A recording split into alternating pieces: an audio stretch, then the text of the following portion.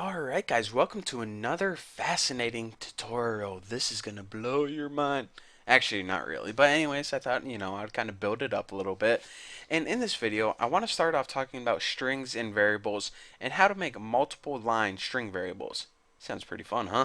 So basically, we know that we can have strings as variables, and, you can also set variables equal to strings and use them in methods. So let me go ahead and show you guys an example. Let's make a variable called b, and aside from just writing a number or a value, we can actually set this equal to the string bacon. Now, instead of just, using a string with a method on it, we can actually use that variable, such as this. Puts you are correct, exclamation point, if b reverse double equal sign, what's bacon? No cab. Did you guys know that bacon in reverse was no cab? So basically, unlike before where we just used that string and then put a method on it, we can now use the variable which represents the string, and we can run it inside the program.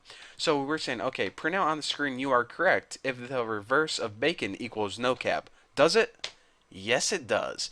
So there you go, and that's just a simple explanation of how you can use strings as variables, but you guys probably knew that already. What I want to teach you guys in this tutorial is how to make a multiple line string variable. So whenever you want to make a string variable and it's really long, like maybe a paragraph or something that takes up multiple lines, you can use the double less than sign to take up multiple lines. So let me go ahead and show you guys an example. So say we made a variable called tuna. Why? Because I love tuna. But we know that the string variable is going to take up multiple lines. So in order to give it a starting point and an ending point, we need to use the double less than sign to mark the beginning and the end of the string. So go ahead and write a mini marker. I'm just going to name mine Mark. You don't have to. You can name it anything you want. And this word mark is going to mark the beginning and the end of our string.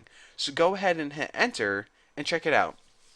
It gives you these little parentheses, and these parentheses pretty much symbolize the beginning. So write hello, my name is Bucky, I love ham and bacon. And then whenever we want to pretty much end our variable, just go ahead and type in mark again. Now, whenever it sees the word mark, it knows, okay, this is my symbol to pretty much end this variable. So now our variable is, hello, my name is Bucky, and I love bacon. And by the way, you're saying, whoa, this looks pretty good, but what the heck are these backslash n things?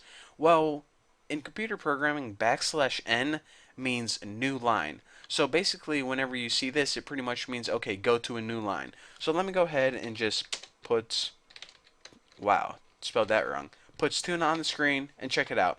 It says, hello, my name is Bucky, I love ham and bacon, and there you go.